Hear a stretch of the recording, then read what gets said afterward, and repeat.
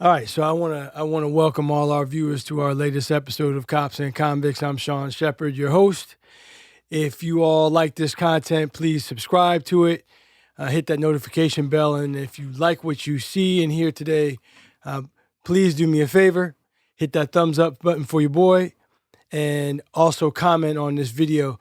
Today's guest is a unique individual hailing from Oaktown, Oakland, California. Elijah E.B. Baker, one of the original members of one of the best R&B groups of my lifetime. Okay, fair. Toni. Fair enough. E.B., welcome. Thank you. Hey, I want to jump right into it and really ask you, what was life like in Oakland that led you to get into music? I've been in music all my life. My father was a musician, singer, gospel quartet, so we grew up in church as musicians. We came out the womb playing, so music has always been a part of our life from day one. So what was your neighborhood like growing up? Were there other musicians in your neighborhood? Being a musician in the 70s was like rappers. You know, there's a rapper on every block. So, Really? Yeah, so yeah, it's funk and things going on. You know, you got Larry Graham, you got Parliament, you got Boosie, you got Brother Johnson.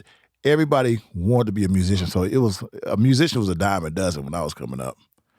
Now, I'm surprised to hear that because I grew up on the East Coast. I'm originally from New York, grew up in New Jersey, and I didn't know any musicians, to be honest with you. Wow. Really. Athletes, hustlers, dope dealers. I didn't know anybody who wanted to sing. I just feel like it's a unique DNA trait to have, to not just be a musician as a youngster, Right. but take it to the level that you have taken it to thus far in your life. Were there any other things in your childhood that you were interested in doing other than being a musician?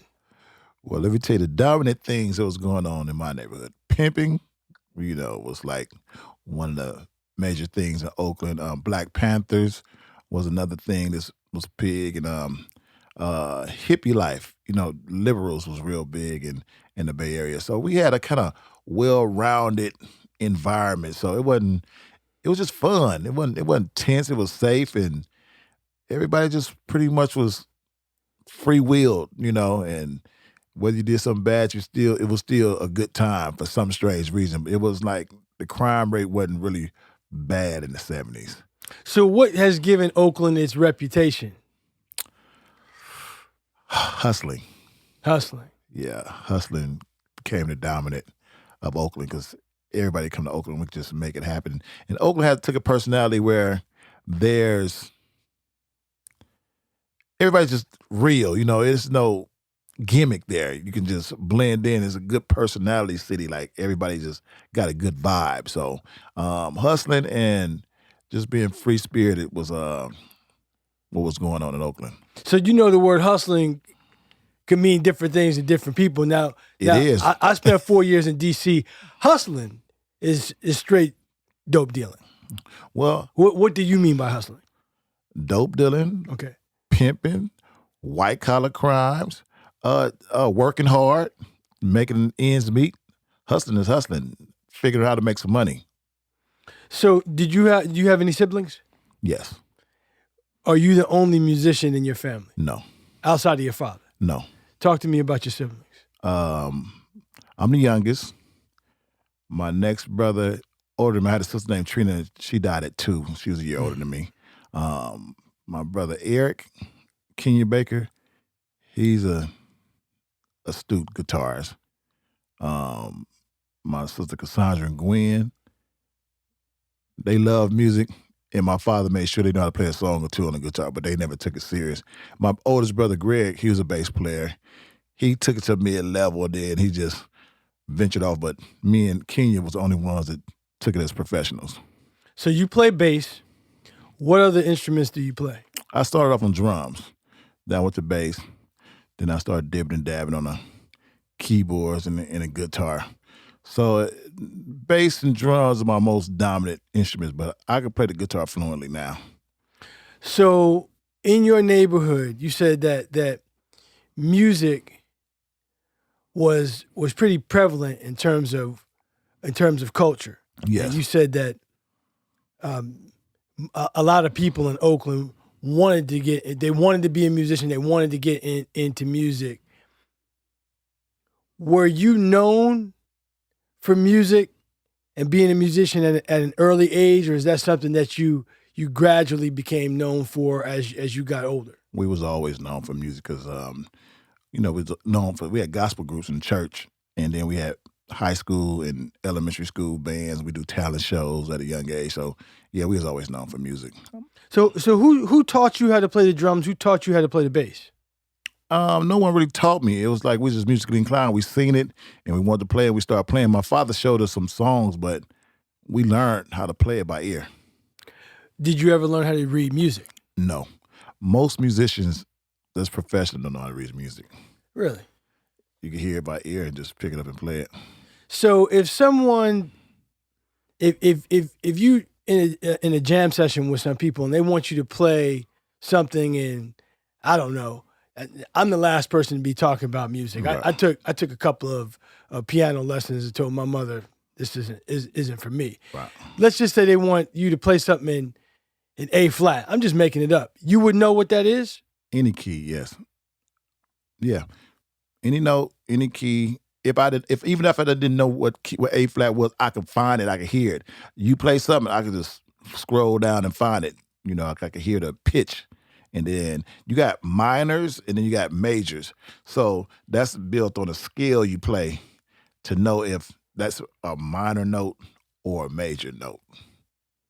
I know you understand what I'm saying, but no, I'm fascinated because when your guy was here and we were talking about being left-handed, right-handed, or ambidextrous, right. I feel like there's a certain part of your brain that has to be more inclined to get involved in music. Now, I'm not saying that anybody can't learn music, but not everybody can be proficient right. at being a musician. So I like to think that part of you in your family, you're born with something. Genetics, yeah. And then what you do with that gift is up to you. It's up to you. It's your drive and it's your desire. And I knew I didn't want to be nothing else but a musician. I was a good athlete, but I knew I wanted to be a musician. What sports did you play? I was best in football. I was good in baseball. Basketball probably my weakest sport, but I wouldn't lose because if I had to compare myself, I would compare myself to like a Draymond, Dennis Rodman, but with a good shot, with a good left hook. I'm sure they'd love to hear that. Yeah. Yeah, because I played to win. Right. And I always was on a winning team. And only shot I had, I trusted my left hook shot over a layup. That's how confident I was with my left hook, almost like Kareem Abdul-Jabbar. So you said you play to win. That tells me that you're competitive in nature. Oh man, on any and every level. So talk to me about your competitiveness when it came to music. Were there people in your neighborhood that played the bass or played the drums, and you heard that they were pretty good? Did you all like I come from the crucible of hip hop. Somebody hears somebody's good, they want to battle. How did you all establish a pecking order when it came to being musicians? I was more friendly, but it was always a battle. Like we could, if as church musicians, it's a set of musicians at this church and us. But we're gonna kick their ass, right? But we all friends and we all push each other. But it's always a competition. We just want to leave there, letting that other one know that they gonna say we bad and we gonna say they bad. So that's all. It wasn't trying to beat them. It was a motivational, inspiring thing just to do your best and keep you on your A game. So when you were in high school and you're getting older, you're spending more time out of the house, you're in this environment where there's a lot of hustlers, I would imagine that they knew you. Now we've seen a lot of movies where the guys in the street know the athletes, and there was almost a protective hedge that they put around the athletes, like, don't mess with him. He has a future in this. don't get involved in what we getting involved in. Was there any of that going on in your neighborhood? I wasn't messed with because I could fight. I had the street elements as a knucklehead in school, but I had a kind heart as a church boy. So I wouldn't sell drugs, but I'll fight. So to build your reputation, Elijah, he can fight. Because you go through school, in 6th grade, they say I was king of the school because I was the best fighter. Then when you go from there to junior high, that's Elijah from Hawthorne. I heard he could fight. So then you got to go prove yourself at junior high school, fight all the other kings from the other school. By the time I got to high school, I didn't have no fights. And I went to probably the rowdiest high school. I will say Oakland, but West Oakland, McClimates was pretty rough too. But I know the first day of my school in Castlemont in East Oakland, they had Uzis, gang fights with Uzi machine guns on campus. Yeah. Before I even knew what a Uzi was. So let me go back to grade school for a moment. When you were in grade school, were you part of any of the school bands? Well, in elementary, they didn't have no bass guitars, and they just had horns and stuff. So I didn't play that. I wasn't interested in that because I was already playing drums and you were doing that after school? Before and after school.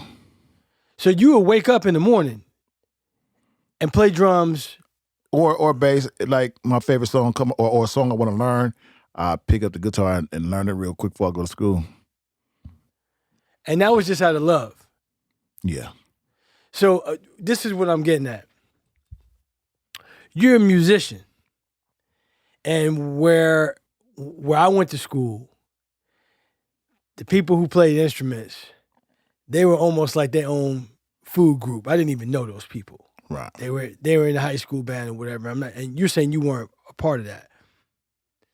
But even if I did know them, your mental makeup to be a musician and a fighter, that's to me that's unique.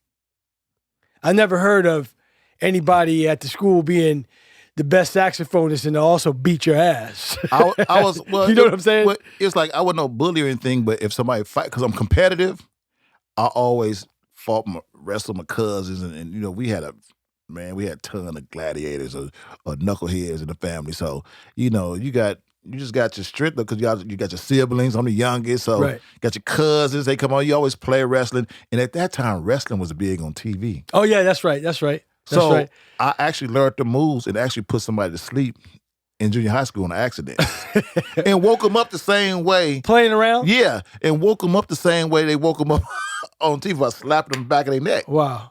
So yeah, it was serious. Big time wrestling was serious, and I was a good wrestler. I was skinny, but I was strong. Rocky Johnson. Junkyard Dog. Yeah. Yes. Jimmy Superfly Snooker. That was my guy. that was my guy. Yeah. Bob Backlund and Hulk Hogan, and so we watched the same stuff. Right. And back then it was WWF. Yes. Right. No, before that. It was before that. Rocky Johnson, that was before WWF.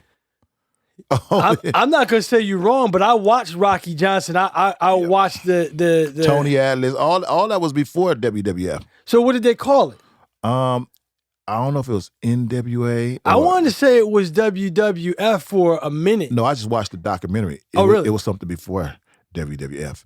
Yeah, and they sold it to WWF. Yeah. Rocky Johnson, that was part of WWF. Mean Green. Oakland. Yes. That was before Mean Gene WWF. Oakland. Yeah, that was before WWF. Huh. World Wrestling something, but it was before. It was before. I thought it was WWF. the World Wrestling Federation. Either way, you and I were watching the same stuff from one coast to the other because Get your phone, Google it real quick. I was hooked on it. We'll get to it. Okay. We'll get to it. So you're known for fighting in grade school to the point that by the time you got to high school, nobody was gonna mess with you. Well, no, the personality took over there. It wasn't even. I didn't even get challenged. Like, if somebody did challenge me, we'd play wrestling or something, and they said, Lodge strong, okay.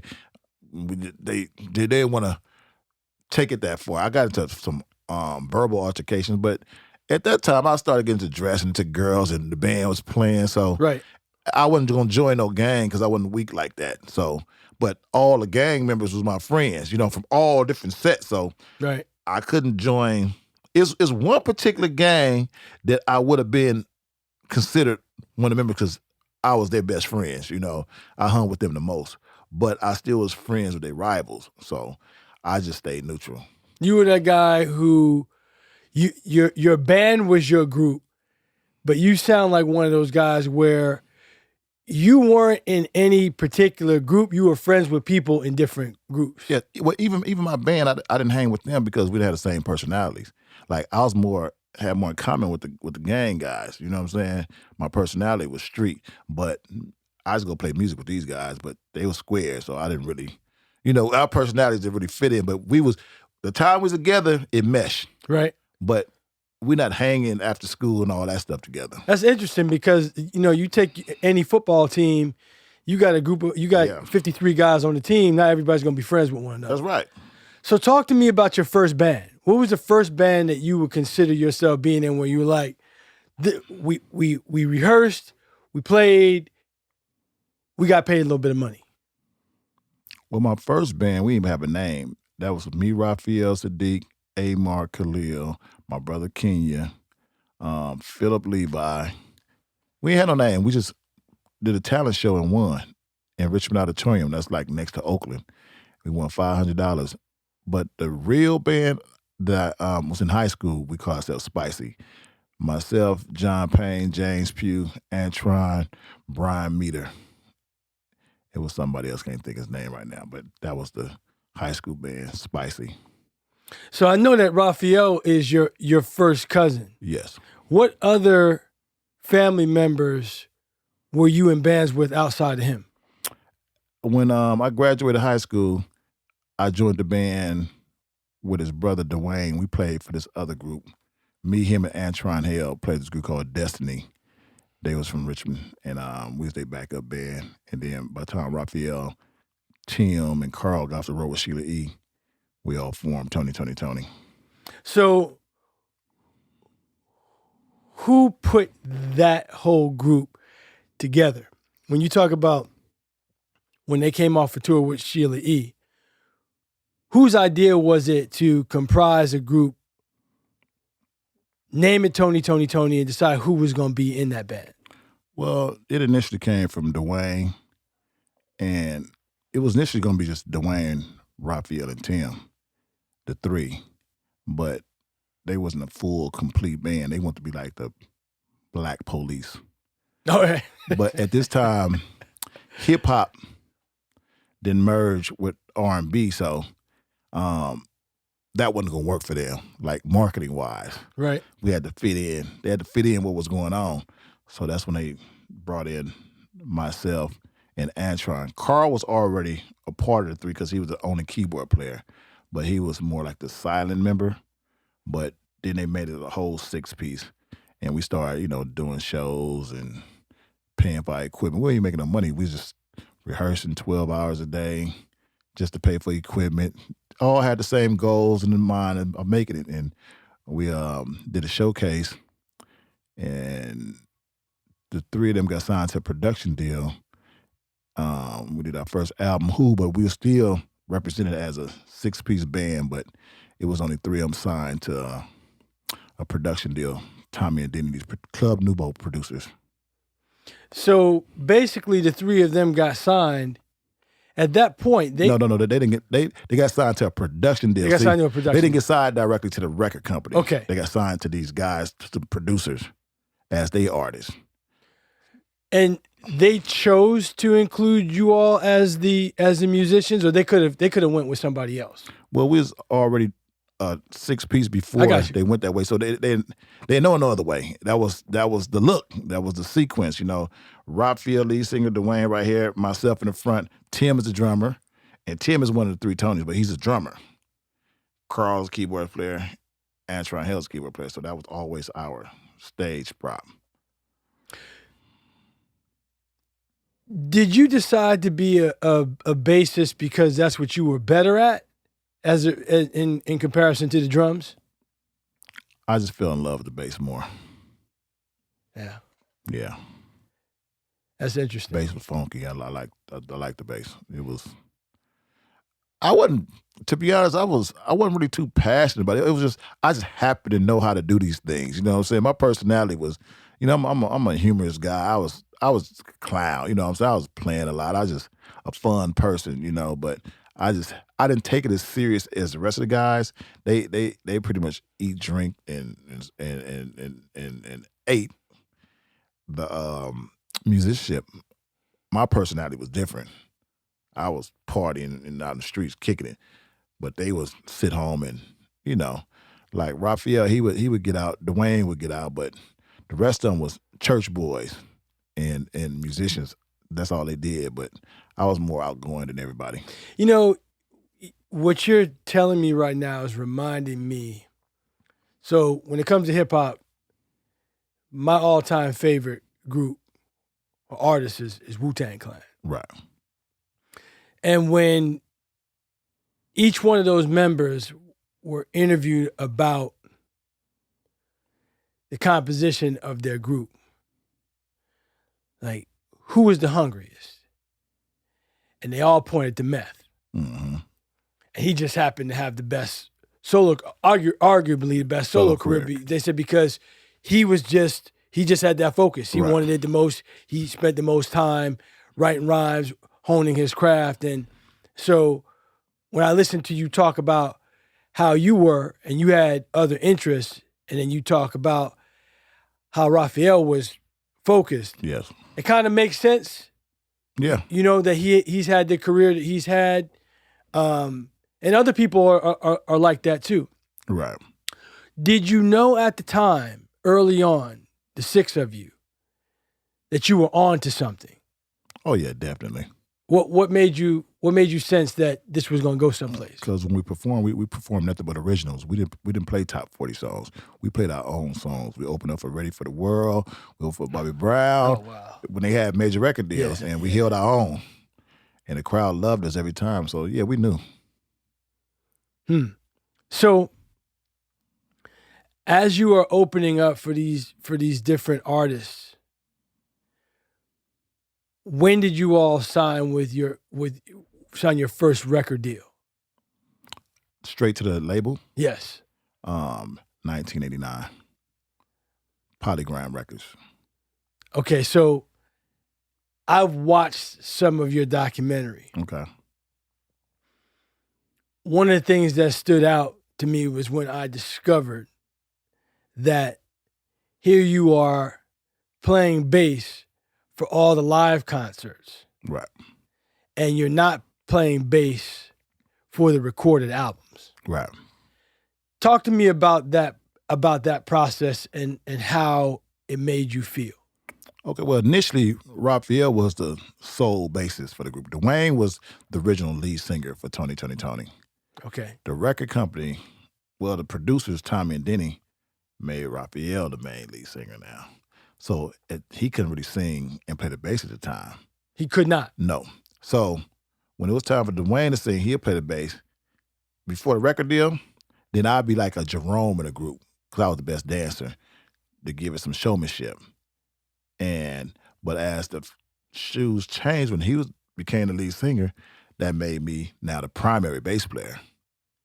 But as far as recording and chemistry, Raphael had the chemistry with Dwayne and Tim because that's who there was a nucleus before I got there. So I felt like I should have been playing, but then me as a bass player, I understand we hear things a certain way.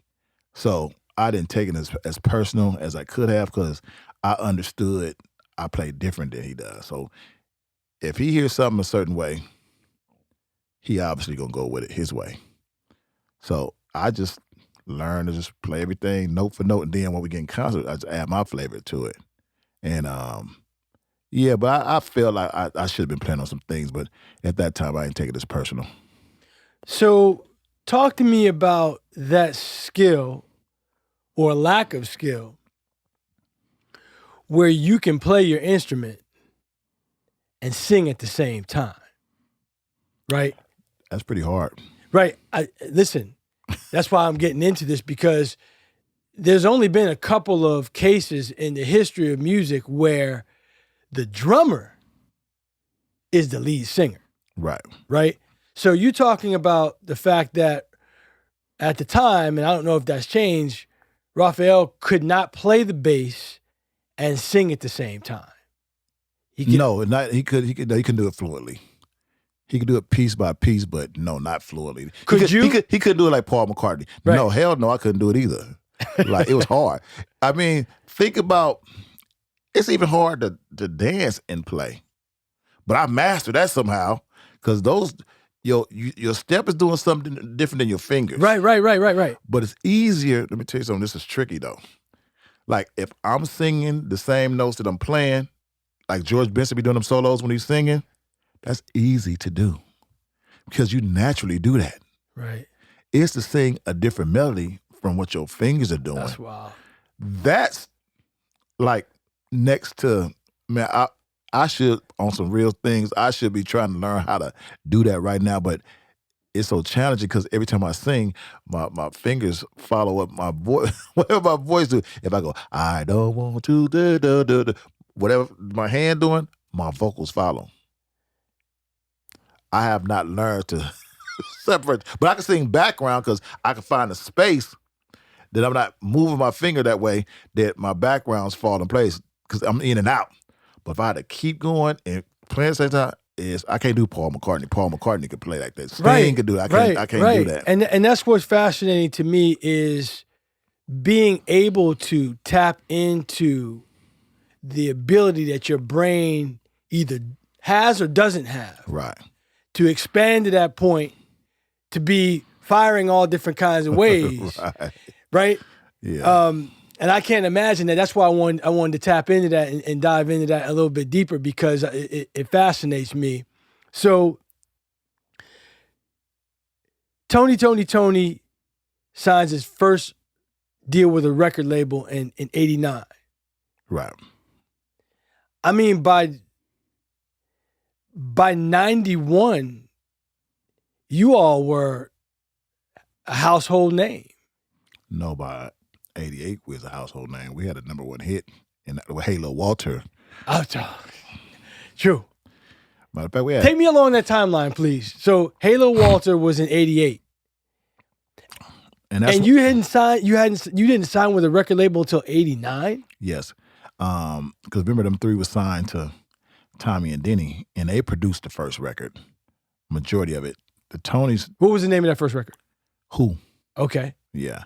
And them two produced it with Ray, Tim, and Dwayne. And then at the tail end, they let the whole band record 3 original songs on that Who album. So by the time including you, or you didn't? I still because Raphael's playing the bass, right? So I didn't get a chance to. Antron wrote an original song, so he got on there, and Carl did all the keyboard work, so he got on there. But by the time we was traveling and the record company heard what the band could do on their own, it was a breach in the contract for the next album, and that's how the band got out of that production deal. So the record company clearly saw the value in all 6 members, so they signed all 6 members directly to the record company. But we didn't notice at the time. We still thought it was ran like the 3 primaries, and we just play our role. But we know we was told to sign here, but we didn't know exactly what we signed because nobody explained to us what we were signing at the time. It was just like, we made it, but we wasn't in no meetings or anything, so we just like, those our cousins, they good, we gonna be good. Man, I have a number of questions. Talk to me about your parents real quick. Okay. As your music career is beginning to blossom, really explode. Right. What was the role of your parents? Were both of your parents in your life? Yes, well, my mother died in 1983. Oh, wow. Cancer. And my mother was the book smart one. My father was the hustler, work hard, blue collar worker. So he wasn't grammar educated as my mother was. My mother was a college student. She graduated. So she graduated from college? Yeah, okay. She was doing computer stuff before computers was popping in the 70s. So If she was alive, my business would have been taken care of properly. Yeah, because that's the road I wanted to go down. I'm asking you about your parents because you signed this contract and you didn't really know what you were getting yourself into. You didn't know what you were entitled to. I want to know, like, why there was a lack of that type of guidance and somebody looking out for you. At that time, man. And how old were you? I was 1999. I was 21. Okay, so you're 21. Yes. And nobody's really looking out for your best business. We had one manager that represented all 6 members. We had one attorney that represented all 6 members, but they only dealt business with the 3, as it was like the Who record. Remember, just the 3 was signed, so they carried the same structure as if we never was signed straight to the record company. We was just my cousins, you know what I'm saying? We just like, it's cool. They straight, we straight. When money come, we get money, because we was all very, very tight. So it wasn't even no thought process to even think that we wouldn't be okay. We done had a story of a record company not giving us money. Record company paid us our money. They just didn't pay us. The 3 I'm talking about. Let's get into that. Okay. The record company paid the band what you all were supposed to be making? Okay, like, you say you got a contract. Now that it's, once I found out after I filmed that documentary in 2019, and I was interviewing my original manager, and he told me some certain amount of money was dispersed. $6 million. Yeah. I don't know if that number is actual or not, but I know houses and cars was being bought, and I wasn't able to buy one. So, after that interview, after the documentary, I went and let me look into this, you know. So you didn't find out until 2019 how shorted you were? Yes. So that's when I started to inquire, because when in 1991, Raphael kicked me and Antron. Raphael, Tim, the 3. Let's say the 3 because they had to agree on it. Kicked me and Antron out the group because we started speaking up about things we saw that wasn't right financially, and it left some tension there. So it was time we do shows we weren't even speaking, but we was professional on stage. But when we got off stage, we weren't even talking. So they kicked us out the group, and Raphael gave me a release form and had a $10,000 check right there with the paperwork for me to sign my release form. It's time I ain't got no money, you know. Right. That was enticing me to sign this.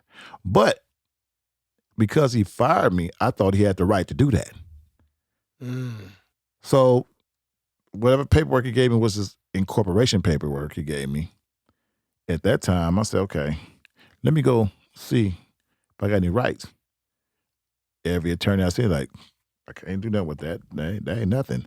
So I just got discouraged. I was like, well, I guess he had the power to do that. And then I just let it go. But in 2019, when I contacted the record company, they said, if your signature match these contracts, we'll send them to you. I sent it to them, emailed me next day, a publishing contract and a recording artist contract with all 6 signatures on them that I didn't know nothing about. And a publishing contract, you get an advance. Right. A recording artist contract, you get an advance. And you get per album, if you outperform that first album, you get a big, whatever this dollar amount say is a bigger amount because you sold past what they was expecting. Right. So that's like football, basketball players. You Right. outperform, they renegotiate, give you more money. So brothers got to fight for that though. yeah, but the record company knew, dog, they a successful group, so they was paying it, but the amount of money we got only got on a incorporation paperwork. It says something like the 3 of them get 20, 20, 20. This is the only numbers I remember. 20, 20, 20. That's 60. Carl Wheeler gets 16. Antron and myself get 12, 12. So they got 60 and we got 40. Right. But if that's not how it worked out. If the recording advance $250,000, 10% of that is $25,000. I only got $10,000. Mm-hmm. That's not 12% Right. of $250,000. Right. That was for the recording of the contract. So the publishing contract was a whole nother disbursement. I didn't get that at all. So where's that money? Talk to me about what you brought to the table to the band. You played the bass. You said you hooked up the dance moves, so you were a choreographer. I was the choreographer for the group. So choreographer for the group, Mm-hmm. bass player, live concerts. Wrote some songs too. So that's what I want to get to. Helped produce some songs too. I just didn't get any credit for it. Raphael sat down with me while he was writing the song and said, "Hey man, this is how you make money, is writing lyrics." I said, "Yeah." So we sat down and wrote the song called "Those Were the Days." He wrote the first verse. I wrote the second. What's the name verse. of the song? "Those Were the Days." Okay. On the second album, Revival album. He wrote the first verse. I wrote the second verse. My name ain't nowhere near on it. A song we got called "All the Way." I brought in this sample from Slick Rick. I let Raphael hear. I said, "Man, we need a song like this." At that time, it was this equipment called a synclavier. You may have seen it on one of Bill Cosby episodes when Stevie Wonder was on there. Yeah. And they was doing the sampling. Right. They had that same keyboard sampler at our studio. So Raphael sampled that Slick Rick song I was talking about and build a song around that. What song was it? "Those Were the Days." Okay. All the way. Those I wrote "Those Are the Days" on the lyrics. "All the Way" was the name of the song. I'm willing to go all the way. Yeah, all the way. Okay. So you brought quite a bit to the group. And in 91, you said Raphael, well, the three of them kicked you and Antron out. Yes. What happened to your life after you got kicked out of that band? Oh, I went on to produce other artists at this time. So after I got kicked out of Toni, I produced Club Nouveau, YT Style, several Too Short, So you helped produce Why You Treat Me So Bad by Club Nouveau. No. I produced in 1993. Okay. On a decline. Okay. Not on none of their major stuff. All right. No. Okay. Yeah. So after you get kicked out of Toni, you start producing. Yeah, Sweet and Low, YT Style, Jay Spencer, Sugar T, E40 Sister. It's just a host of different artists, Daz Dillinger, work with a lot of people. So you're working with a lot of people, and at the same time, you're seeing Toni continue to be successful. Yeah, well, I only missed one tour with Toni, and that was an MTV tour in 91. That was the last tour in 91. By the time it was time for them to record the third album, Sons of Soul, I knew this guy who wanted Toni to record in Trinidad. His name Desmond Gums. I don't know why the hell he contacted me, but he contacted me. "Man, can you get them?" But Raphael them was still my cousin, and we were still on talking terms. So I was like, "Hey man," they knew Desmond too. I'm like, "Hey man, Des want to get y'all out here in Trinidad record the album." So they agreed to it. Desmond paid me a little finder's fee of $10,000, and they went out there to record the album. So at that time, Raphael kind of felt bad that I hooked that up, or whatever emotion he had. By the time the album was completed, I was back in a group for that first video. Really? I had no loot, yeah. Oh, really? Yes. And I said, I'm not getting back in the group unless y'all put Antron back in the group.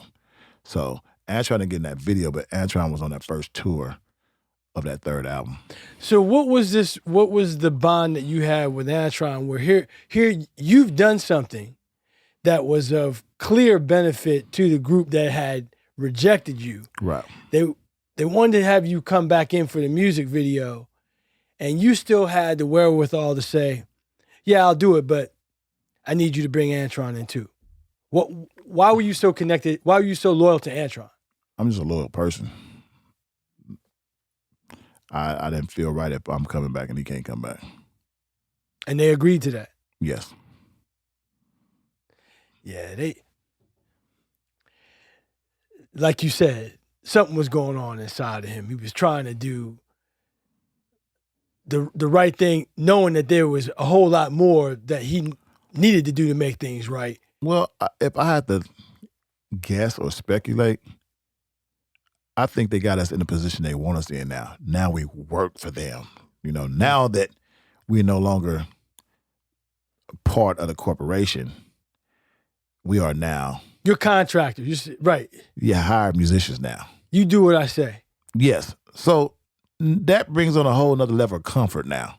For them. Yeah, because at the other time I was a partner, but I didn't know it at the time. They knew it. Mm. So once they got rid of us on that level, it was more like, okay, y'all work for me now. Now you really got to fall in line. You ain't got no say so, but we still cousins.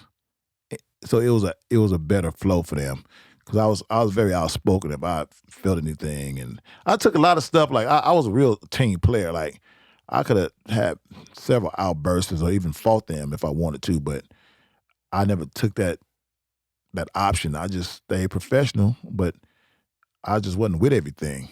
I went on kiss ass. So it doesn't sound to me like you swallowed that big of a bitter pill when they kicked you out. No, because I feel like if you're gonna treat me like that, I don't want to be around you. I'm not a person to do anything for money. Because if that's the case, I'd have sold crack. I tried to sell dope. It wasn't right here. Right. I ain't feel right. I get a crack to the dope dealers. I get a crack to the crackheads. And the man who gave me the money, gave me the dope, I gave him his money back. And I was done with it. I go by discernment. I just didn't feel right doing it, and I just stopped. So that's very, very interesting that you just said that. You said you're not going to do anything just for money. Right. You're producing people, helping people with their careers. Let me explain that.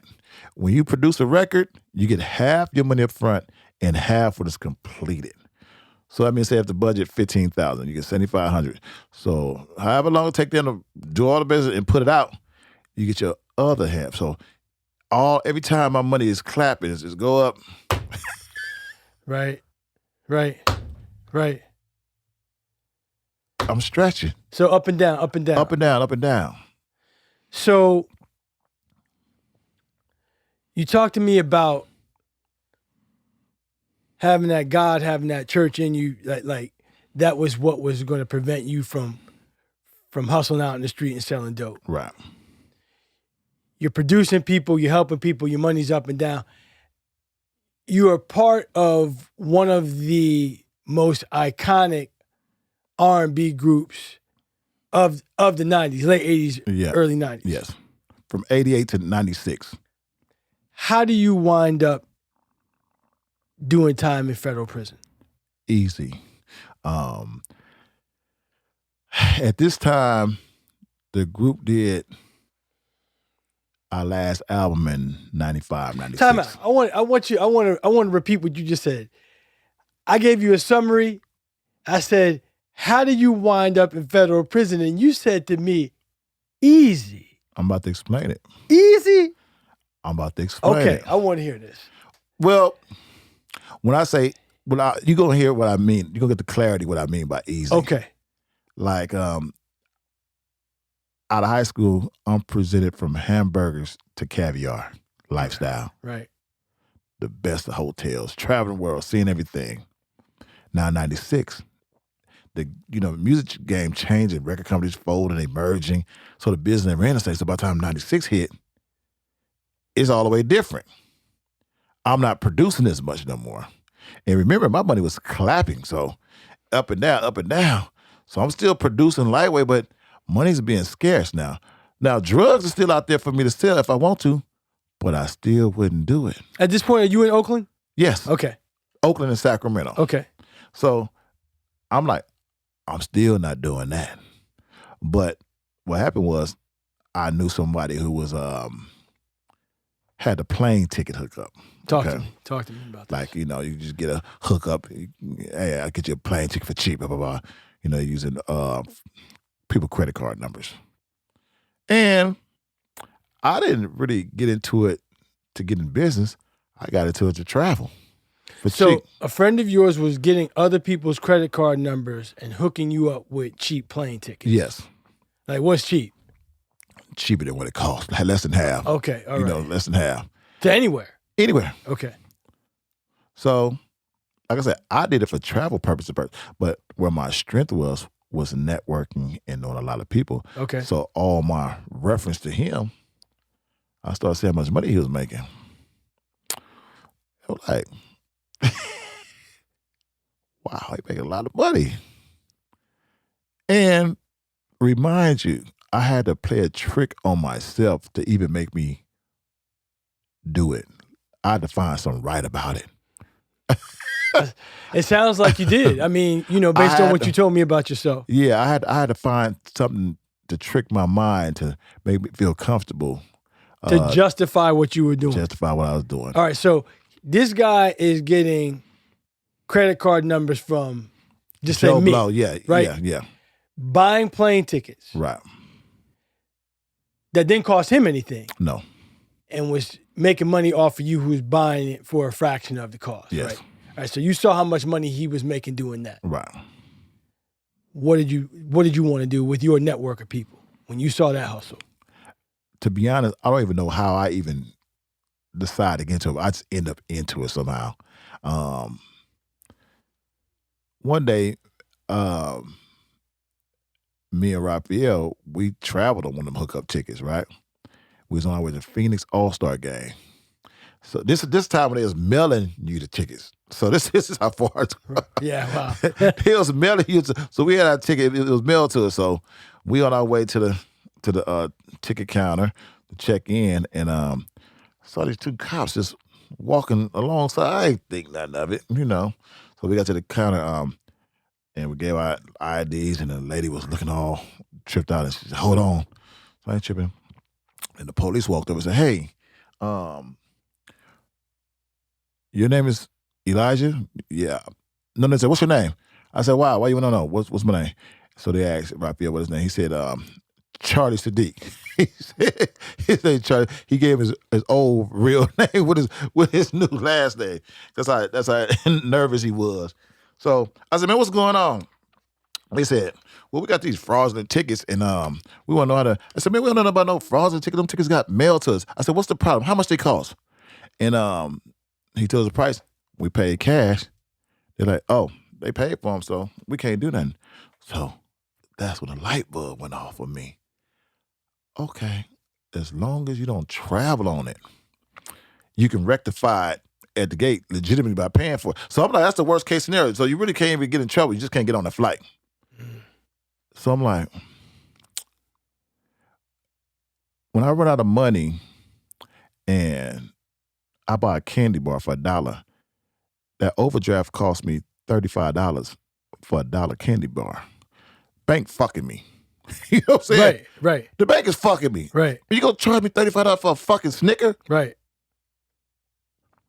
Okay.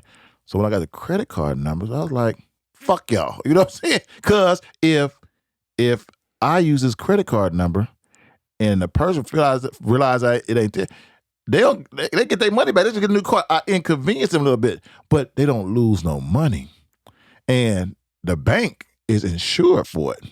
This is my thought process. I'm like, right. Ain't nobody really losing. So I ain't hurt nobody. That was my mindset. So how far did you take this? So when you're getting these credit card numbers, you still getting it from your boy, and at this point you're doing it yourself. I'm doing it myself. So take me through the process. Man, Oakland is a hustler paradise, so you can get anything you want in Oakland. So I know a lot of people, and I just knew somebody I had different people who were selling me credit card numbers, and I just get them in stacks. Because that was back in the day where if you're at a department store and you run your credit card, yeah, the whole number is there. Yeah. And at that time, they didn't ask you for all your extra information. No, they just asked you for the number. That's it. So you would buy stuff. Yes. And would you then sell it? That was a hustle too, but I didn't like that one. I went into that. So how were you making money with these credit cards? You were buying things. Just plane tickets. So you were strictly buying plane tickets. I had a black market travel agency. That's what I did.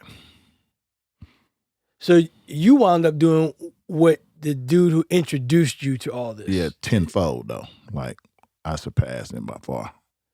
So you would be the guy that I call saying, look, EB, I want to go to south of France. First class. I was seeing you and 50 people out there. Successfully. For a fraction of the price. If a ticket costs $999, I'm only charging you $250. And if you refer me to somebody, I'm gonna give you $50. But I'll probably spend $10 for the credit card number. Oh man, you had a business. So I didn't understand buying a kilo of cocaine for $16,000 and only making $1,000 profit. Right. When I could spend $10 and make $1,000. And the punishment you get for a kilo versus the punishment you get for white collar. So I thought all this through before I ever do it. I said, if I get in trouble, I'm gonna be able to stomach this white collar situation. But that's interesting because let me share this with you. Mm-hmm. I'm in grad school. Right.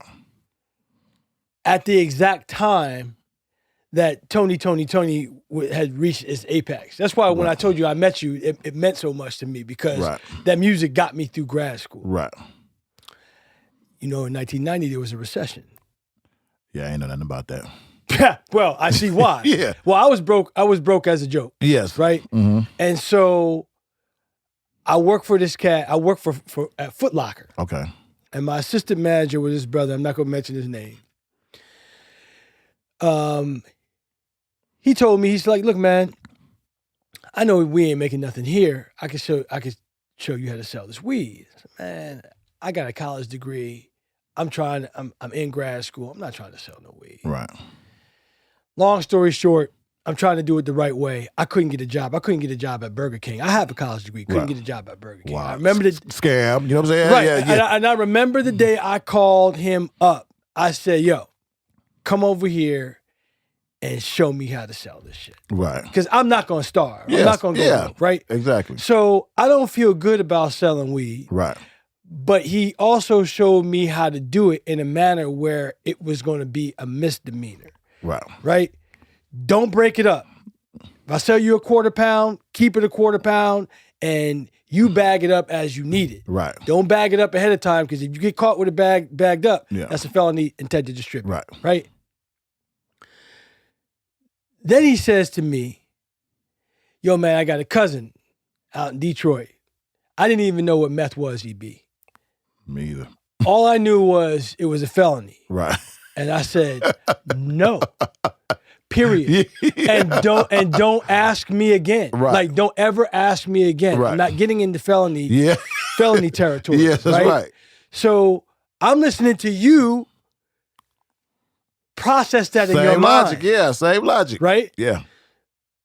But did you know that if you got caught getting fake credit cards, that was still going to be that's a felony? Well, I wasn't concerned with it being a misdemeanor or felony. I was concerned with the time it was going to give me. Wow.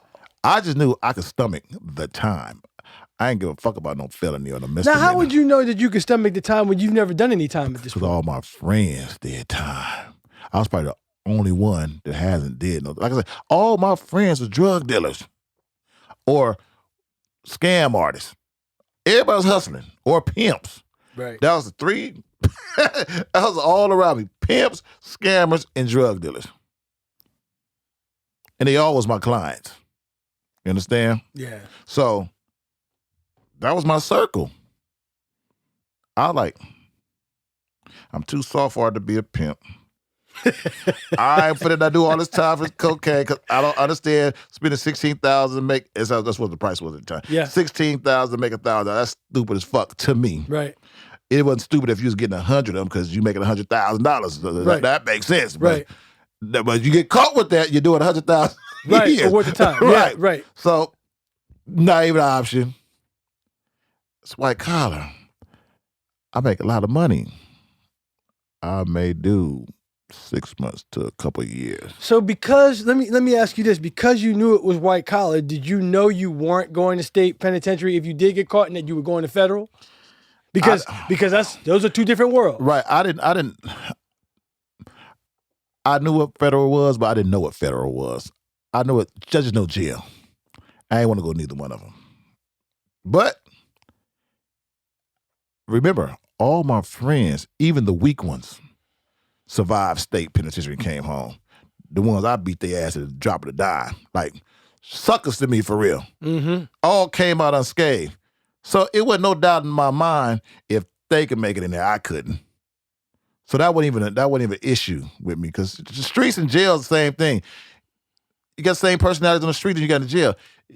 If you're not finna get along with these people, or you don't go over there. You know what I'm saying? Don't even intertwine with them, because you already know chances are y'all get into it. It was just stay to yourself, mind your business, and intertwine what you intertwine with. You know. So how'd you get caught, EB? I didn't even get caught. This was what happened. The guy who was stealing the credit card numbers got caught, and he set me on a sting. Hold up. The cat that initially got you into the hustle. No. He didn't initially get me into the hustle. It's the guy I was just buying numbers from. Okay, so the guy he wasn't even my friend. Somebody hooked me up with him to buy numbers. All right, so you were buying numbers from this cat. Yeah. And he set you up. Yes. Talk to me about that. Okay, I remember this day vividly. I was on my way to Los Angeles, and at this time, I even stopped meeting with him because I had a bad habit, pull out my wad of money and paying him. So he started going up on the prices because he counted my pockets. Yeah, bad. That was a bad habit. So I'm like, oh, no, I can't do that anymore. So so he went up on me, which was still a good deal. Right.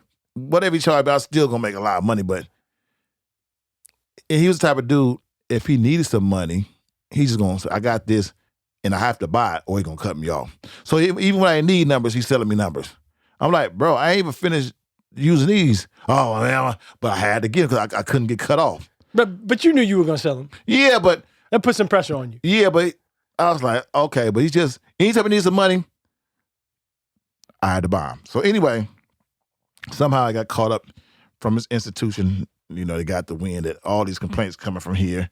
And I don't know how they called him, but they did. And he called me that day. And remind you, I was about to get out, because at this point right now, I ain't want to do it no more. Why? I didn't feel right no more. I was making too much money. I started getting scared. Let me ask you an off-the-wall question. While you were doing this, did you have nightmares? No. Did you have any sense of, like, I asked you that because of your conscience? Well, like I said, I always played tricks on myself. Because, man, I sent people to funerals that they couldn't afford to go to. I sent to people on vacations they couldn't afford to go to. So now I'm looking at myself like I'm helping somebody. Versus, nigga, you out there doing that bullshit.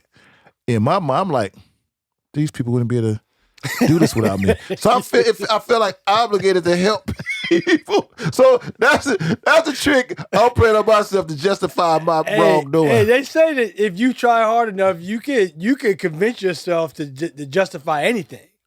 Not necessarily you. I'm saying generally speaking. If you really can play whatever tricks you need to play with your mind to justify any behavior. Because truthfully, if you was able to interview everybody I did business with, I got some of the people my best friends from knowing me through my business. They even knew I played with Toni. I called myself Man. Nobody knew I was Elijah Baker. I sent all my friends around the world. They never knew it was me. Because my hustle name was Man. Man. I called myself Man because I did a job with two men. Nobody could hustle harder than me. Man, my phone just stopped ringing, bro. Hey, you know what's funny, man? The way your mind works, man. Sounds crazy. Really. So he gets caught. Mm-hmm. Then what happens for you? He calls you up and says what? Hey, man, meet me here at such and such. I got these numbers for you. And remind you I'm on my way to L.A. So I'm like, All right, I'll meet you. But I'm not in no rush to meet him because I'm like done. I ain't tripping. I already hooked me up a new source. The worker too man. Yeah, I already hooked me up a new source. Oh, So you found somebody else to buy numbers from? yes. Matter of Okay. fact, I got so big and overpopulated that I started selling the game to other people. Cause like I don't need y'all clients here. Let me just show you how to do it. You deal with them people, and I just give you the It numbers. was like a pyramid. It was like a pyramid. Man, my phone never stopped ringing, bro. I never knew so many people flew in my life. My phone rang from sun up to sundown. Say if I had to go do 4 tickets. By the time I get ready to do the 4 tickets, them 4 tickets and turn to 20 tickets. And they would pay you in cash. Cash, yeah. I would have bought from you. For Yes. real. No, man, I was flawless. Right. When I first started, I was doing it in the blind. So I couldn't sleep because I was scared my phone might ring and I had to fix it. So every now and then I had to wake up in the middle of the night and fix somebody's ticket. But when I learned what the first 4-digit value was and I learned how much was on it, I never abused nobody's card. Like if you had a 50,000 limit, I may use 900 and throw it away. I never stretched nobody. So I never inconvenience the card holder. He ain't gonna know that I hit his card till his statement is due. Right. So that means he or she is not gonna get inconvenienced going nowhere. Where's this charge from? Now she can deal with it or he can deal with it. They okay by that time. Because I didn't inconvenience them. It's one thing going to the store or try to go somewhere you can't use your card.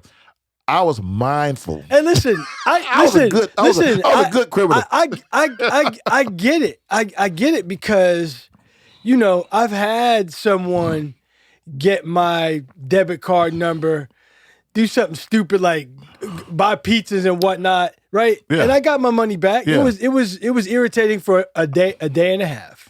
Let me tell you something. Right to this day, people steal off my numbers. I don't even say nothing. They still what? They still. I don't even change my card. No, I never have it. Like they take $300. I just chalk it up. I don't even call the bank or nothing. Really? I don't even check. Now, if they get crazy and keep on using, then I'll go, because you got to change all your codes and this app, that app. You're a different cat, man. Yeah, I just laugh. I was like, that's just the car, man. Oh, they can have that, man. So I know I keep deviating. He calls you up, meet me here. I got some numbers to tell you. What happens?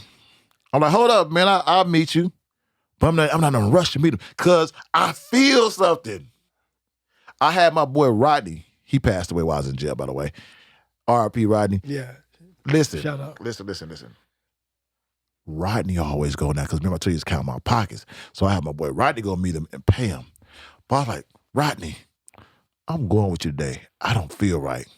I said, because if something happened, I want to be there with you.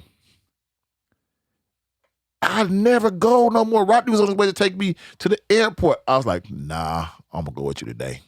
And so when I was getting ready to leave that house, my twin, she's probably like 1 year old. Man, she was crying hysterically. And she never cried when I leave. I had the happiest twin girls ever. And she was just crying, made me feel bad like I shouldn't be leaving. Right. I ignored that. So when I went to Oakland from Sacramento, I'm driving. My phone rang. When I'm riding, Rodney driving. My phone rang. It's one of my clients.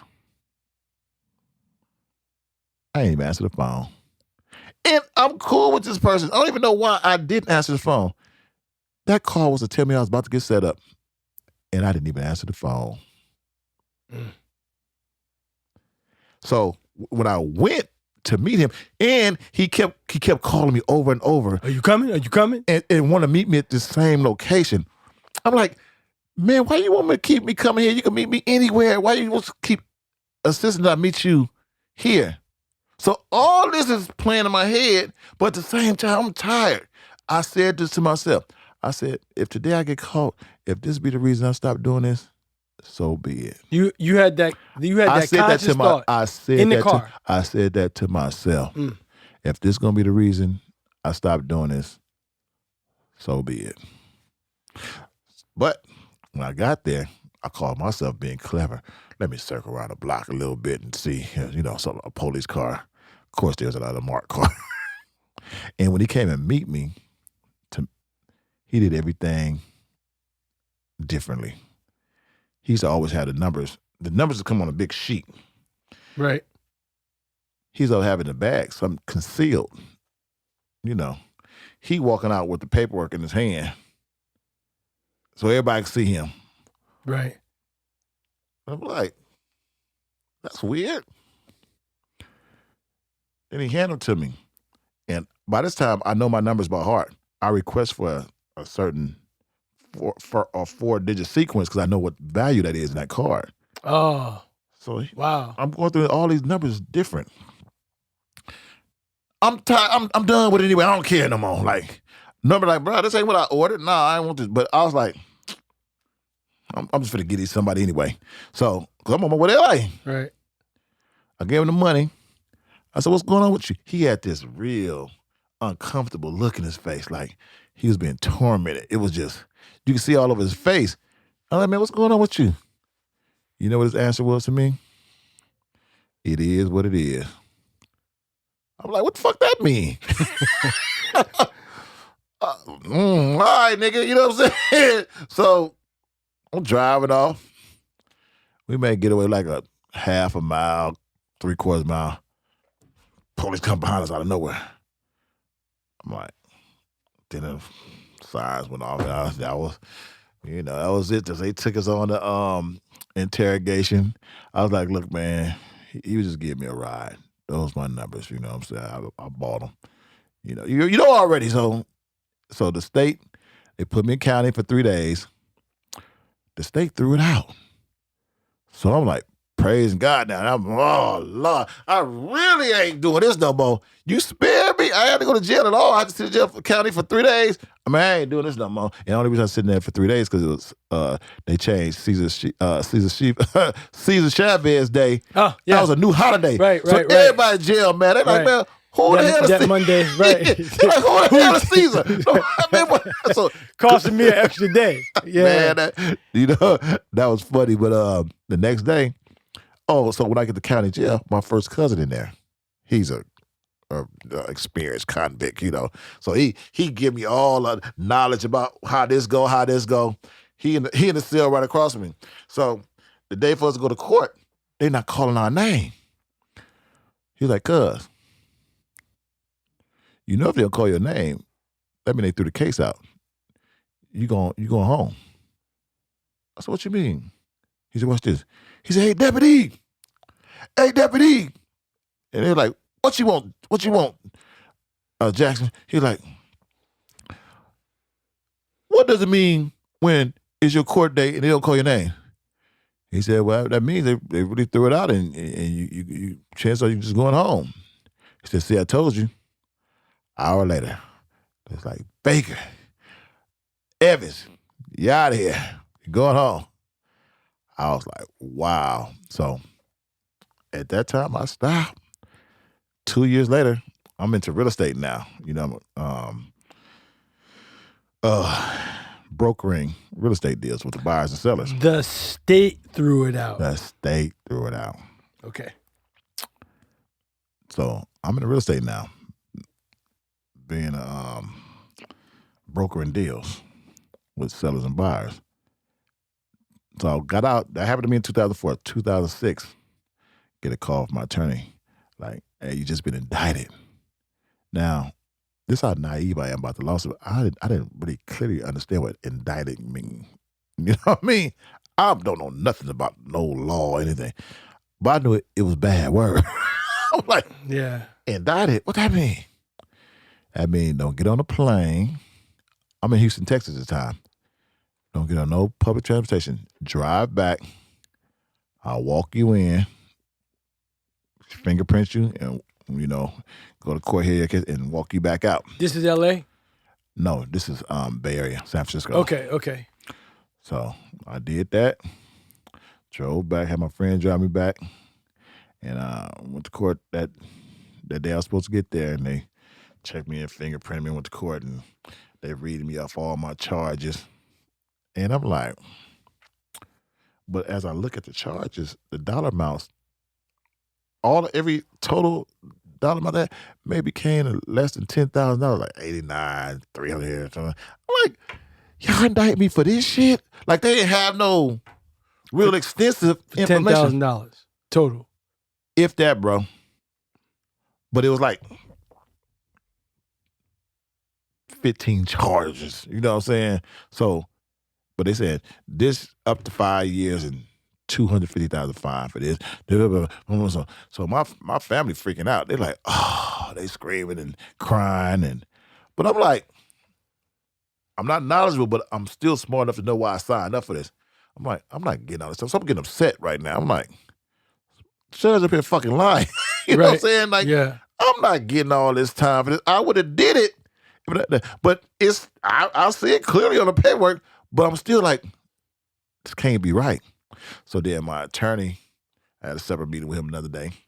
He showed me how the federal guidelines work. You know, you at 18, this is going to get you to 27 to 33 months. You know, you admit to the wrongdoing, you might be lenient, shorten up some. So I said, okay. 2 months later, because I didn't cooperate, it went from 18 to 27 months to 57 to 70 months because through some old bullshit charges. Something I really didn't do. But because I didn't cooperate, they added more time. It's unheard of for a first-time offender. I'd never been in trouble a day in my life. I went to jail at 40 years old. I went to jail at 2000. I got in trouble in 2004, but I got convicted 2008. So my career was over in 1996. I ain't never been in trouble a day in my life. So my first offense doing some plane tickets got me 57 months in jail. That was a low end. It was 57 to 70 months. And that's only because you didn't cooperate? Only because I didn't cooperate. In federal prison? In federal prison. When you go to federal prison, they want you to cooperate because they ain't doing you no favors. Right. If you ain't helping us, we ain't helping you. That's their motto. So you were a part of a larger, you got caught up in a larger sting operation. I did. Obviously, right? I had clients. I had other people I did business with. Yeah, I'm the only one who was in jail. My best friend didn't even go to jail. Wait a minute, wait. You said you're the only one that went to jail? Oh, the dude who set me up went to jail too. The one who set me up on the sting. So what I'm saying to you is, I'm envisioning that a whole lot of people went to jail that you don't know about as part of this. No. Seriously? Just a dude who got caught up on the sting. He actually, at the same time, he would have did if he wouldn't have said nothing. So now he walking with a snitch jacket on, and he did at the same time. I understand. I might could understand a little bit more if you had to do no time at all. You still had to go to jail. Now you got to come home as being a snitch. And to this day, I still won't even reveal his name out loud. And I have every right to expose him. Man, you are loyal. Yeah. And I don't even like him. So he ain't my friend. So you never was. You mean to tell me that you were doing that much business and he was doing that much business? Yes. That the feds started following you too, just the two of you? No, feds ain't never followed me. Once the feds got all them reports of these credit card for this one business. One business institution. Yeah, they just put all that on me, all that, whether I used them or not. He could have been selling to other people, everything, but they just put all that on me. That's wild, man. Because I sat across the table from someone who was involved in a major federal sting operation where it had a name. Yes, it was called Operation Tar Pit. No. You're saying that the feds just went after you and this cat.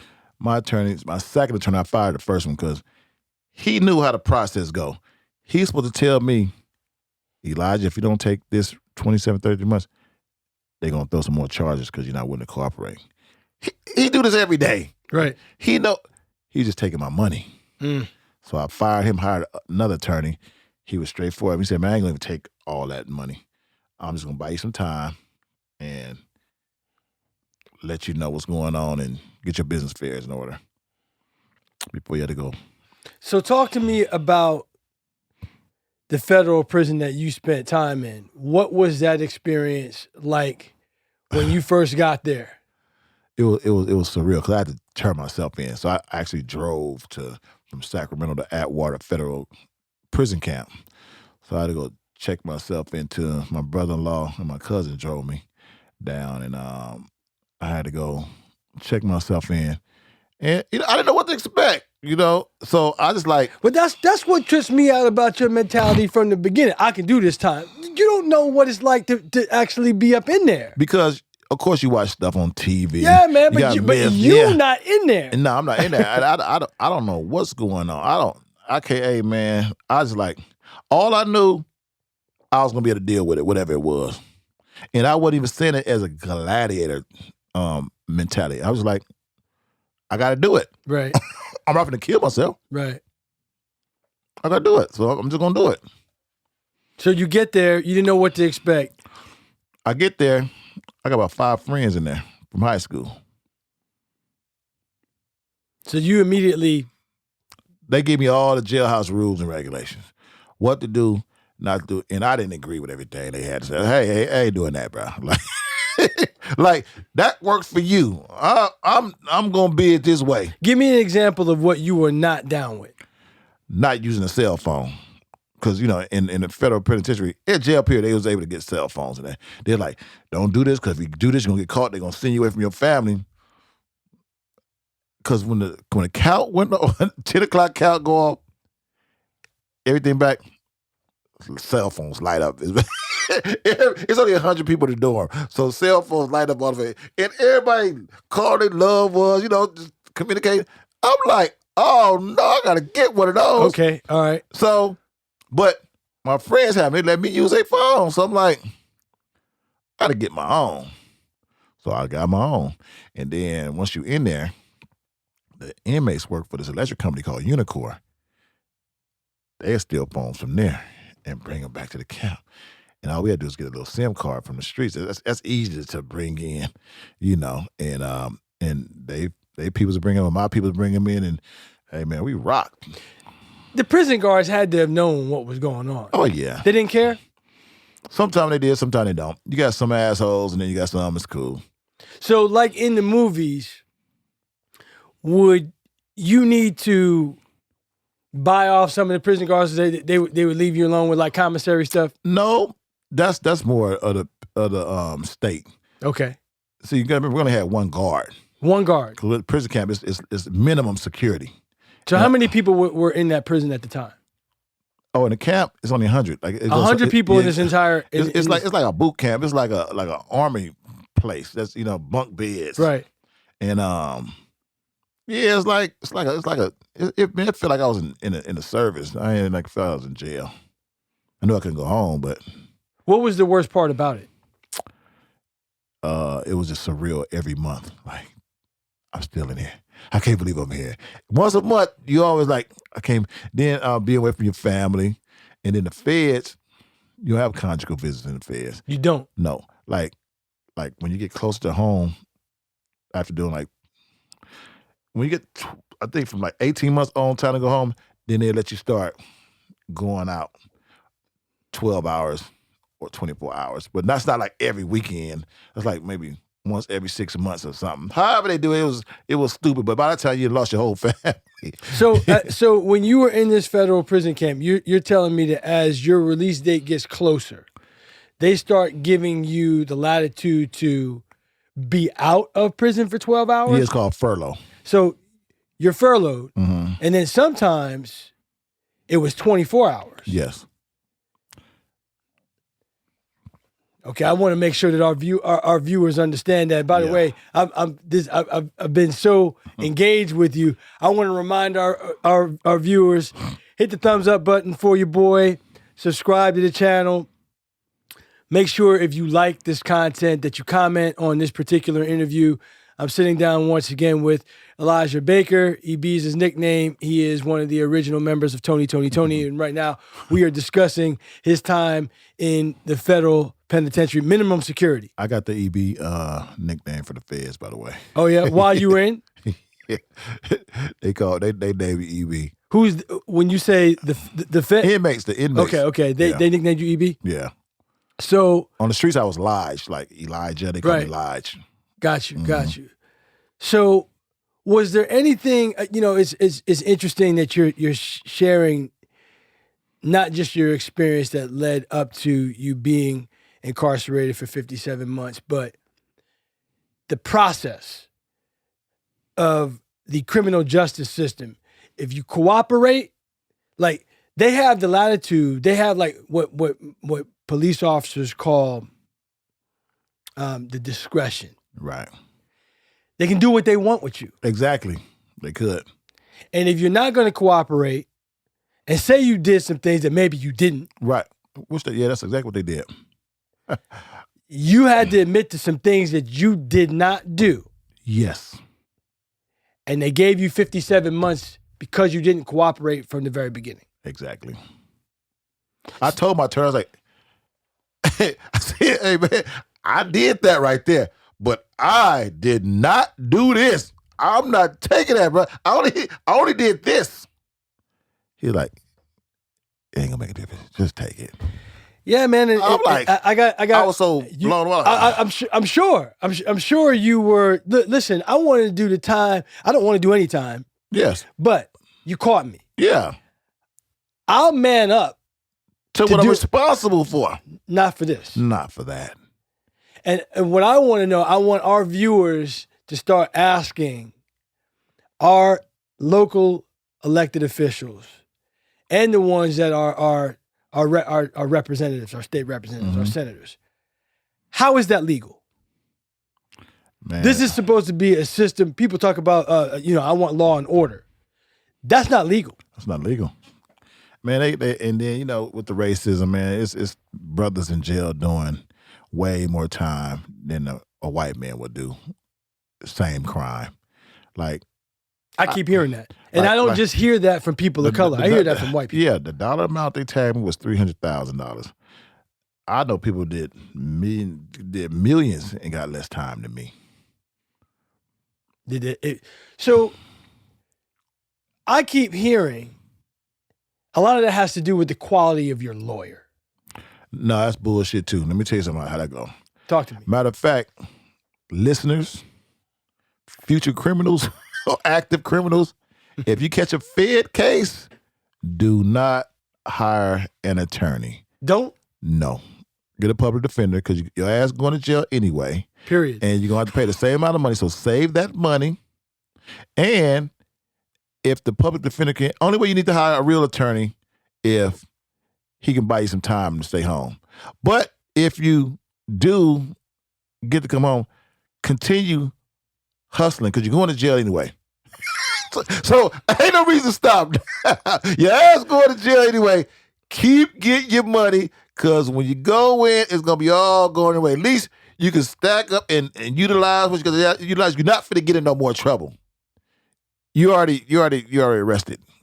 So you're going to jail. If they catch you, you're just going to jail sooner. You know what I mean? They're not going to add no more charges unless you did a whole other criminal act. So keep hustling, go to jail, and don't waste your money on no attorney because you're going to do the same amount of time. Just fess up to what you did and do your time. So when you look at your 57-month experience, what would you say was, outside of those monthly mental check-ins, what was the most difficult part of that time socially? Because we look on television, you see what we typically see is state penitentiary where the inmates have to click up based on race and all this other stuff. Oh, it was the same in there. Really? Yeah, you still clicked up with the whites, but you was able to, like, even in state, they still can intertwine with each other, but you still clicked with your click. Like in the feds. But it wasn't really a matter of survival because you weren't in a violent, you weren't locked up amongst other violent criminals. No. That's how. Let me explain how prison camp work.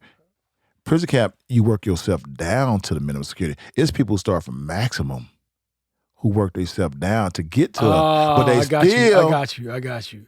Violent from back then, but they got better. But you started out at minimum. Yes, I started out at minimum because it wasn't my age, my age, and white collar. Okay, see, it's different point system. What if you were 25 years old and did the same thing? I went to the prison because really, because the age they give you, for the age difference they give you more points.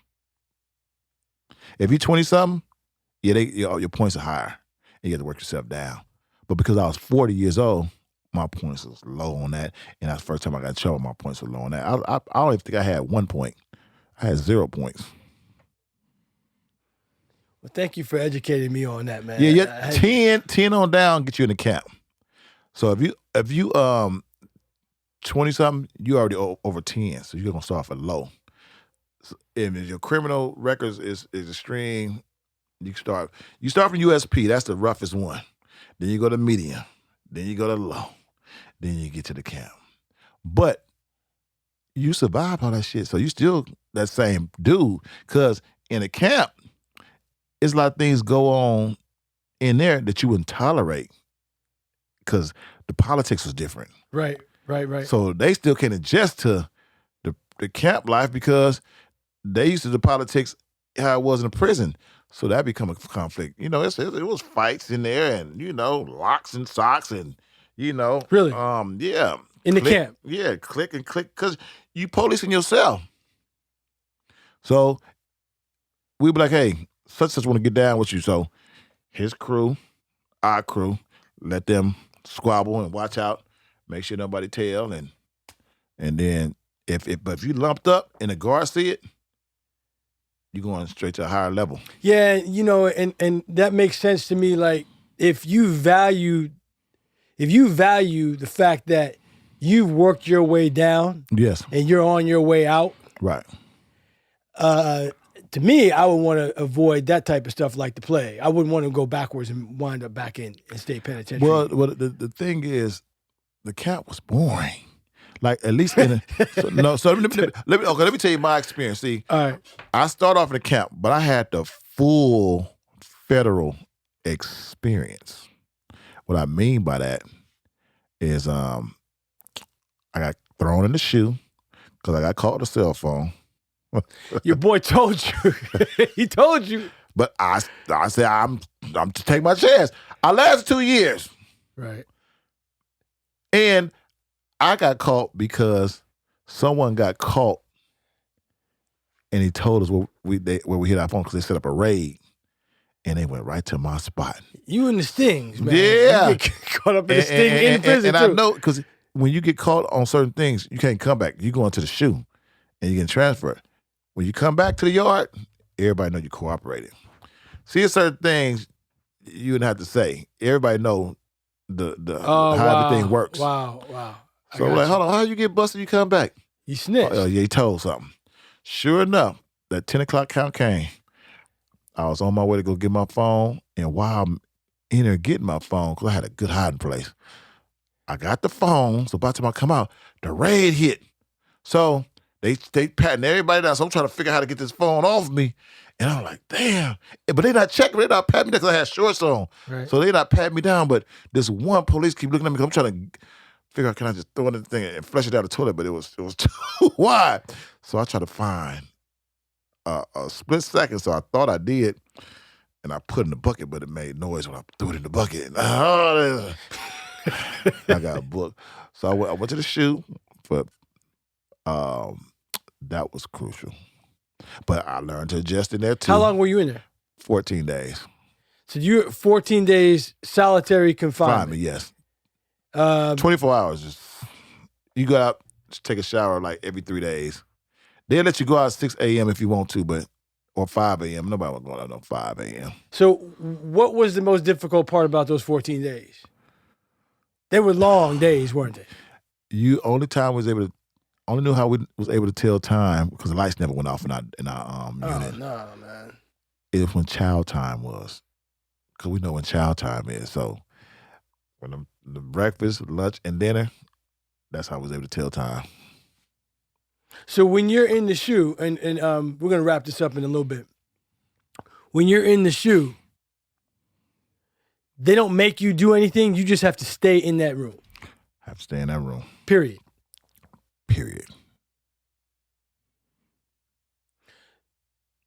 In a camp, you got secure stalls for the shower, secure stalls for the restroom, and privacy. You got privacy. Right. And the shoe, you don't. You and your roommate got the cellmate, bunk, you got to put a sheet over, cover, so you got some privacy. You know, when you had to go take a number 2 or something. And yeah, it was pretty different. So when you were actually when you were in the shoe, you had somebody in the room with you? Yes. Oh, wow. Somebody in the camp got caught the same night I got caught. So you're both in solitary confinement, but with each other? Yeah, sometimes they put 3 of us in there. Oh, wow. Yeah, it was weird. Because we was all campers. We wasn't maximum security, so they put us all together. Yeah, because my definition of that is only what I've seen on television. You're in the room by yourself. Nah, that's a troubled, deranged person. Who are violent. They kind of put them because they can't trust them with nobody else. So they put us with them. So let me tell you my little movement. So we're gonna speed past that. So now it's time for them to transfer me. So they sent us to Dublin. This is a transfer unit. So why are they transferring you? Because when you get in trouble, your points go up. That means you have to go to another level, security, higher level security. Okay, so I had to go to a low. I had to go to a prison this time. So the transfer plot was in Dublin. So I went there. Now I'm in the jail with all levels. We're not separated no more. Maximum, medium, lows, all intertwined. Campers, all intertwined. So you in the yard, you in the building with everybody. So now you have to adjust to these politics. So you get to talking, and with the feds, somebody know everybody. You be with. Oh, you said, well, you know what? Yeah. So that's how y'all get cool because y'all got a mutual friend. Right. So I was there for 2 weeks. So from Dublin, they took me to Fairfield, Vacaville. I got on Con Air, shackled up, hands and feet, flight to Texas. What? Bologna sandwich and water and some nasty corn chips. So if I had to use the bathroom, I didn't get unshackled. I had to figure it out like this. Really? Yes. So I ate very minimal just in case I got sick or something. I couldn't be in no comfort. So then they took us to a county jail in Lubbock, Texas, which was filthy. Oh my God, it was the dirtiest county I've ever been to in my life. I went to a whole bunch of them. But compared to Oakland, North County, it was the worst. So this cell phone got you shipped to Texas? Oh yeah. When they discipline you, they treat you like a FedEx package. They ship you far away from your family. They really punishing you. That's their mentality. So, but when I got to Texas, 2 hours different, time is going by faster. It's more to do. They got full band equipment. I was surrounded by other musicians from all different states. Now formed me a band in there. Is this a step above minimum security? Yes. You got minimum, low, medium, maximum. So where were you at in Lubbock? No, I went in Lubbock. I went to Big Springs, not too far from Lubbock. All right, so Big Springs is low? Yes. So you went from minimum to low? I went from 100 inmates to 1,000+ inmates. But now you're in a band. Well, what happened was I get there, it's guys who I was the cat with already here. So they telling other people, oh, he played, so I'm my word already out there. I'm a musician. So I get there, they introduce me to other musicians. I go to the band, we start playing, then we just start jetting. So I'm in the band, they got amplifiers. The camp didn't have amplifiers, they had acoustic guitars. Right. So we got live drums, amplifiers. So we as a former band, microphone. So that was my therapy right there. That was therapeutic, so that got me through. So we were doing shows, in the holidays, do all the top 40 songs, and I perform original songs that I wrote in there too, and that really got me through. So how long did you do the rest of your time there in Texas? Yeah, I did 2 years in Atwater camp, and I did 2 years in Big Springs. So 2 years minimum, 2 years low. Yeah. And the whole time, you were able to play bass, guitar, drums, and teach others how to do it. That's fascinating to me that you wanted to teach other people. I know that prisoners will do whatever they can to pass the time. Yeah. Right? Mm-hmm. So, but at the same time, if you're an asshole, you ain't trying to teach anybody to do anything. I was an asshole, but not really. No, they'll tell you I was.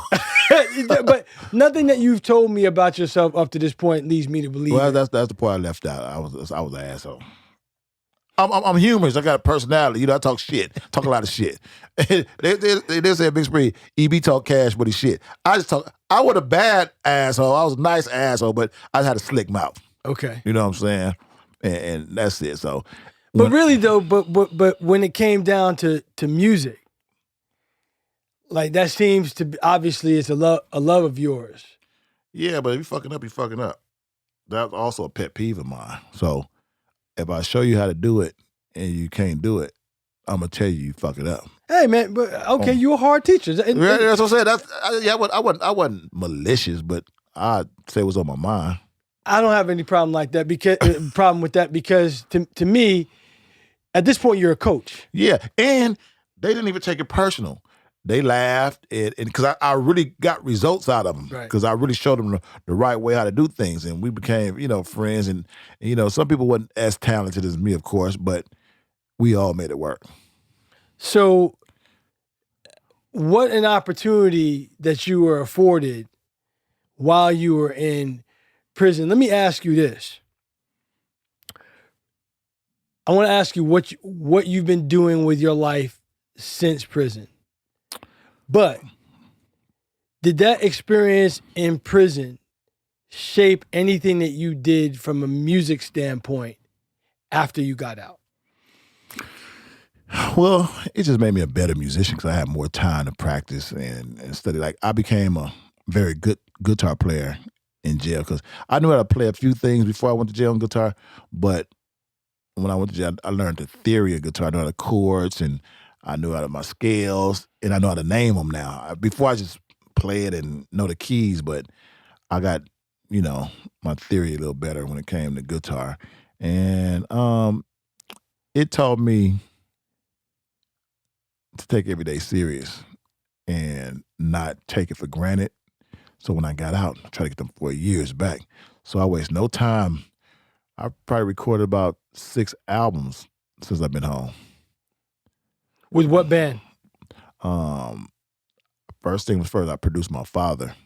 Oh, you produced your father? Yeah, my father got something, so I made sure we leave something for his legacy. That's so I awesome. produced him. So me and my cousin, my brothers, my friends got together to produce his album.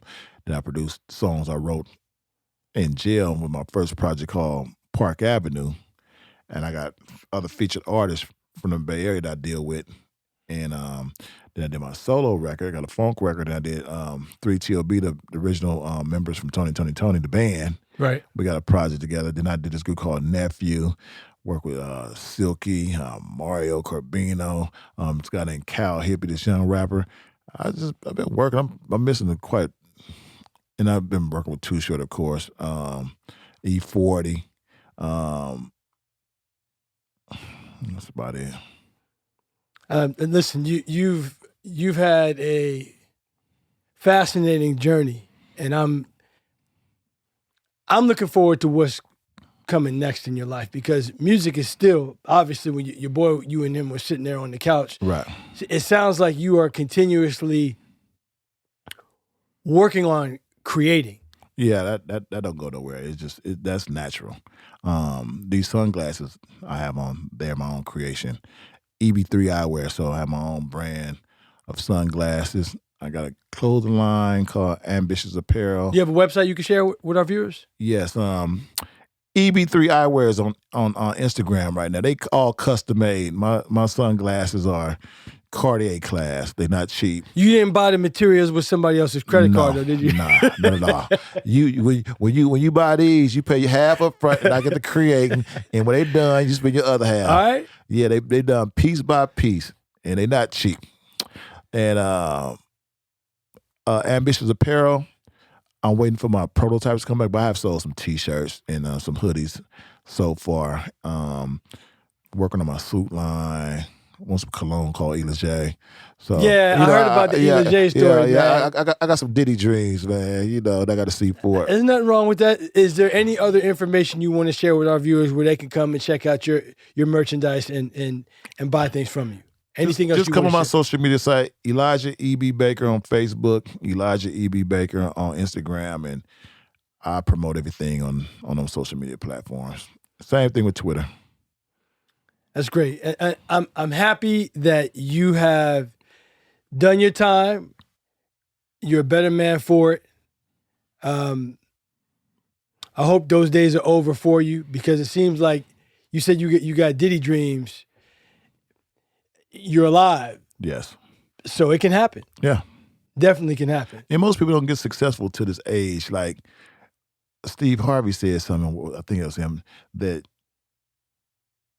we started doing good stuff serious in 50s when we should have did it at 40. Amen. And what you did at 40, you should have did at 30. Hey, listen, we're here right now, you and I, Right. for a reason. Right. And you said that the first time we talked on the phone, like maybe, now you didn't even use the word maybe. Timing is everything. When I told you what I wanted to do, you said, wow, this isn't by accident. Right. So, EB, I want to thank you for joining our latest episode of Cops and Convicts. I want to thank you for being open, honest, and transparent. And I'm going to tease our viewers a little bit. I don't think this is the last time that they're going to see you and I having a conversation together about some other things that we of course, on. yeah. So I want to thank you, bro. No problem. All right. Yep.